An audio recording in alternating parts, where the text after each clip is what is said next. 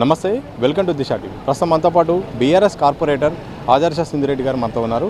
మీరు మహిళా కమిషన్కి వచ్చారు, ఇక్కడ ఫిర్యాదు చేశారు. ఏ అంశంలో ఎందుకు రావాల్సి వచ్చింది? మనందరికీ కూడా తెలుసు, కవిత అక్క ఎమ్మెల్సీ కవిత గారు నిన్న బెయిల్ మీద రిలీజ్ కావడం జరిగింది. సో మేమందరం చాలా హ్యాపీగా ఉన్న టైంలో సోషల్ మీడియాలో కొన్ని పోస్టులు మమ్మల్ని చాలా డిస్టర్బ్ చేయడం జరిగింది కవిత అక్క గారి గురించి.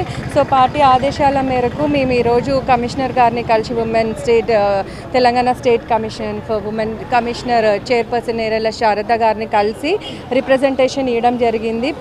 అట్లాంటి పోస్టులు చేసిన వాళ్ళకి చర్యలు తీసుకోవాలి మేము రిక్వెస్ట్ చేయడం జరిగింది. ప్రధానంగా ట్రోలింగ్ విషయంలో మాత్రం పార్టీల అండా ఉందా, లేకపోతే ప్రైవేట్ పర్సన్ చేసిన అనుకుంటున్నారు? ఎప్పుడు కూడా ఏ పార్టీ అయినా కూడా ఒక మహిళల్ని కించపరిచే విధంగా పోస్టులు పెట్టండి అని ఎప్పుడు కూడా ఏ పార్టీ వాళ్ళు కూడా చెప్పరు. అది ప్రైవేట్ పర్సన్స్ చేస్తున్నారని అనుకుంటున్నాం మేము. కాకపోతే మన పార్టీ అధిష్టానం కూడా కొంచెం రెస్పెక్ట్ ఇస్తే ఉమెన్కి కింద వాళ్ళు కూడా అట్లానే ఇస్తారు.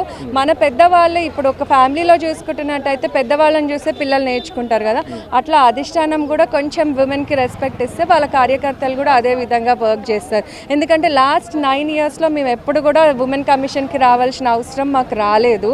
ఎందుకంటే మన కేసీఆర్ గారు మా బీఆర్ఎస్ గవర్నమెంట్ ఉన్నప్పుడు ఎప్పుడు కూడా ఉమెన్కి రెస్పెక్ట్ ఉండేది. ఇప్పుడు అది లేదు కాబట్టి మేము ఇంత దూరం రావాల్సి వచ్చింది. ఉమెన్ కమిషన్ కలిసి వినతి ఇచ్చారు. ఈ సందర్భంలో ఆమె నుండి వచ్చిన ఫీడ్బ్యాక్ ఏంటి, రెస్పాన్స్? కమిషనర్ గారు సానుకూలంగానే స్పందించిండ్రు. ఎక్కడైనా కూడా ఉమెన్ ఏ పార్టీ వాళ్ళైనా కూడా నేను సపోర్ట్ చేస్తాను అని చెప్పడం జరిగింది. త్వరలోనే ఒక కమిటీ వేసి అన్ని పార్టీస్ మహిళలతో కమిటీ వేసి కూడా ఎట్లయితే ఉమెన్కి ఏవి ఇన్సిడెంట్స్ జరగకుండా చూసుకోవాలో అట్లా వర్క్ చేస్తామని చెప్పడం జరిగింది. నిన్న బెయిల్ వచ్చిన తర్వాత ఒకేసారి ఇటు బీజేపీ నుండి ఇటు కాంగ్రెస్ నుండి ప్రధానంగా బండి సంజయ్ కేంద్ర మంత్రి గారు కూడా నిన్న దానిపై అంటే బెయిల్ పైన సందర్భం పైన కూడా స్పందించారు. అలాంటి స్పందన తర్వాత ట్రోలింగ్ అలాంటివి కూడా సోషల్ మీడియా స్టార్ట్ అయినాయి. ఏం చెప్పదలుచుకుంది? యాక్చువల్గా కవితక్క గారిది స్కామ్ ఎక్కడా కూడా ప్రూవ్ కాలేదు చెప్పాలంటే. ఇక్కడ నిన్న సుప్రీంకోర్టు కూడా అదే చెప్పడం జరిగింది. స్కామ్ అసలు ఎక్కడ ఆధారాలే లేవు, ఎవిడెన్సెస్ లేవు అని చెప్పడం జరిగింది.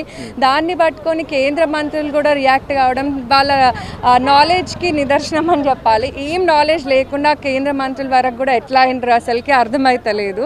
మినిమం నాలెడ్జ్, అది ఎవిడెన్సెస్ కూడా లేనప్పుడు తన మీద వచ్చిన అది అన్నెసెసరీ కేసు అనేది ఓన్లీ పొలిటికల్ యూస్ కి మాత్రమే ఆ కేసు తన మీద వేయడం జరిగింది. మీకు తెలిసి అంటే పార్టీ పరంగా కానీ ఎమ్మెల్సీ కవిత పాత్ర ఎలా ఉంటుందనే దానిపైన కూడా ప్రధానంగా చర్చ జరుగుతుంది. బెయిల్ తర్వాత విడుదలైన తర్వాత పార్టీ పరంగా మీకైనా భరోసా ఉందో? పార్టీ పరంగా ఏం చెప్పారు? పార్టీ పరంగా మేమైతే చాలా కాన్ఫిడెంట్గా ఉన్నాం. నెక్స్ట్ వచ్చేది కంపల్సరీ మన కేసీఆర్ గారి గవర్నమెంటే అని. ఎందుకంటే already people are vexed up with Congress government ఇప్పటికే. సో నెక్స్ట్ టైం పక్కా కూడా ప్రతి ఒక్కరు కూడా మాకు కేసీఆరే కావాలి అన్న ఇంటెన్షన్లో ఉన్నారు. So we are all working towards it. మేమైతే ఎప్పుడైనా కూడా కేటీఆర్ గారు, హరీష్ రావు గారు అడుగుజాడల్లోనే నడుస్తాము. సో వాళ్ళు ఎట్లా చెప్తే మేము కూడా అట్లానే పనిచేస్తాం.